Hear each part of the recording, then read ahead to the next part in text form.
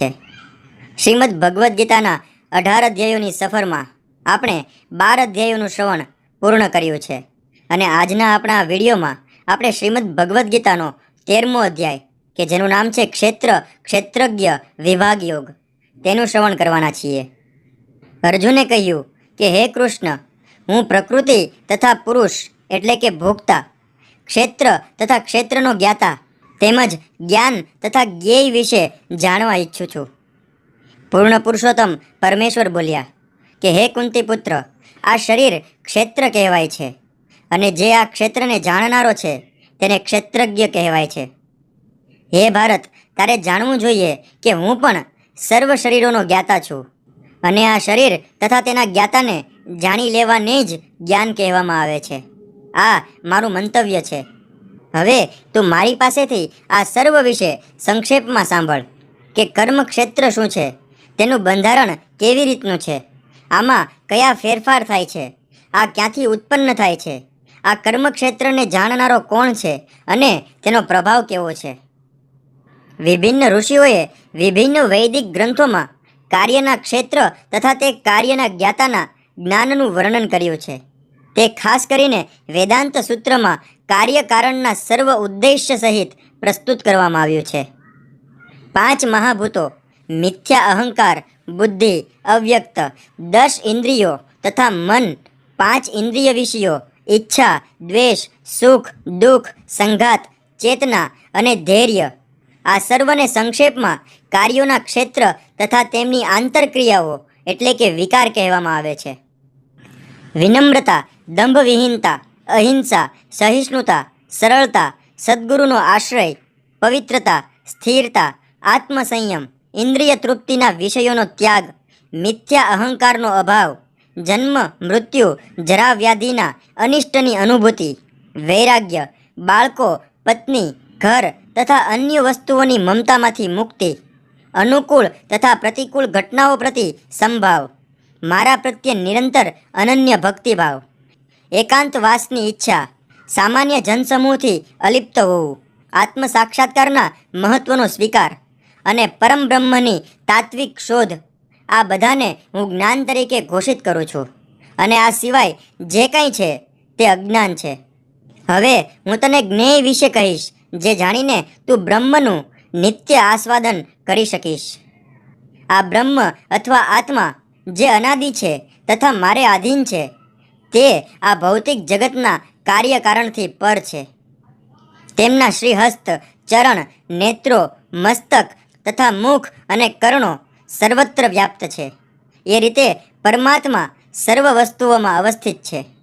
પરમાત્મા સર્વ ઇન્દ્રિયોના આદિ સ્ત્રોત છે, છતાં તેઓ ઇન્દ્રિય રહિત છે। તેઓ સર્વ જીવોના પાલન કરનારા હોવા છતાં અનાસક્ત છે। તેઓ પ્રકૃતિના ગુણોથી પર છે, પરંતુ તે સાથે ભૌતિક પ્રકૃતિના સર્વ ગુણોના સ્વામી છે। પરમ સત્ય સ્થાવર તથા જંગમ સમસ્ત જીવોની અંદર તથા બહાર સ્થિત છે। તેઓ સૂક્ષ્મ હોવાને કારણે ભૌતિક ઇન્દ્રિયો દ્વારા જોઈ કે જાણી શકાતા નથી। અતિ દૂર હોવા છતાં તેઓ સૌની નજીક પણ છે। પરમાત્મા સર્વ જીવોમાં વિભાજિત હોય એમ જણાય છે, પરંતુ તેઓ કદાપી વિભાજિત નથી। તેઓ એક તરીકે જ સ્થિત છે। તેઓ દરેક જીવના પાલનકર્તા છે, છતાં તેઓ સર્વના સંહારક પણ છે અને સર્વને જન્મ આપનારા છે। તેઓ સર્વ પ્રકાશમાન વસ્તુઓમાંના પ્રકાશના સ્ત્રોત છે। તેઓ ભૌતિક અંધકારથી પર છે અને અગોચર છે। તેઓ જ્ઞાન તથા જ્ઞાનના વિષય છે અને જ્ઞાનના લક્ષ્ય છે। તેઓ સૌના હૃદયમાં સ્થિત છે। આ પ્રમાણે મેં કાર્યક્ષેત્ર એટલે કે શરીર, જ્ઞાન તથા જ્ઞેયનું સંક્ષિપ્ત વર્ણન કર્યું છે।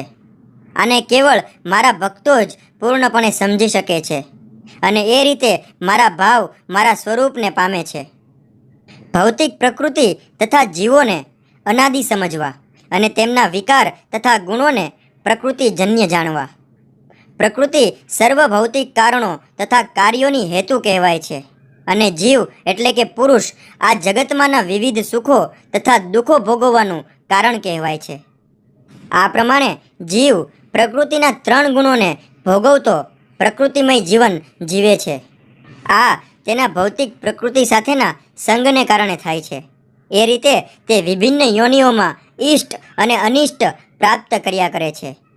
છતાં આ દેહમાં એક અન્ય દિવ્ય ભોગતા છે કે જે ઈશ્વર છે, સર્વોપરી સ્વામી છે અને સાક્ષી તથા અનુમતિ આપનાર તરીકે હાજર રહે છે, અને તેમને પરમાત્મા કહેવામાં આવે છે.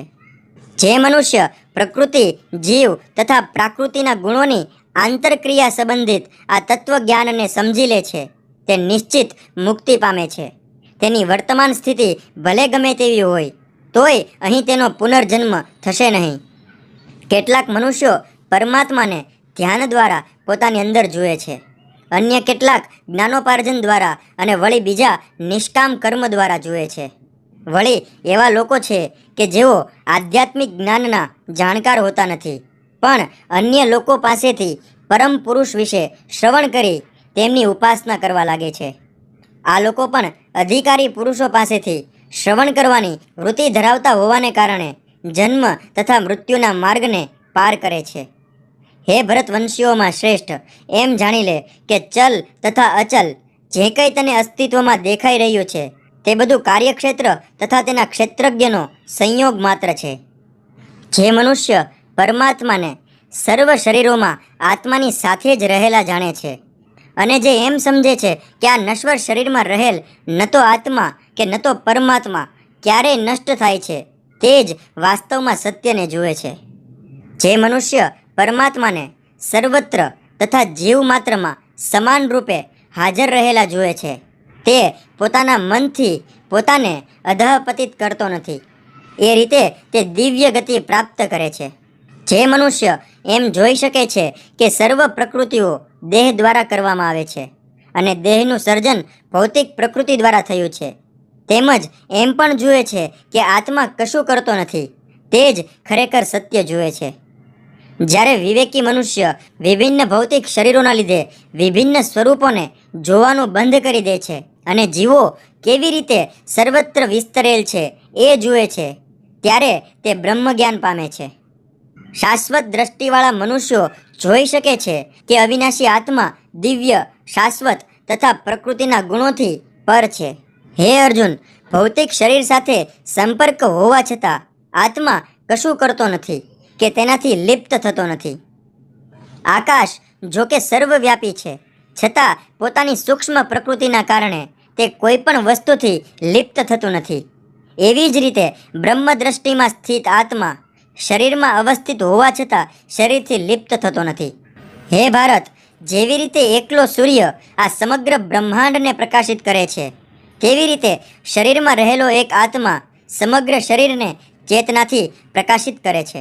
જે મનુષ્યો જ્ઞાનના નેત્રોથી શરીર તથા શરીરના જ્ઞાતાની વચ્ચેના ભેદને જુએ છે અને ભૌતિક પ્રકૃતિના બંધનમાંથી મુક્ત થવાની પ્રક્રિયાને પણ જાણે છે, તેઓ પરમ ધ્યેયની પ્રાપ્તિ કરે છે.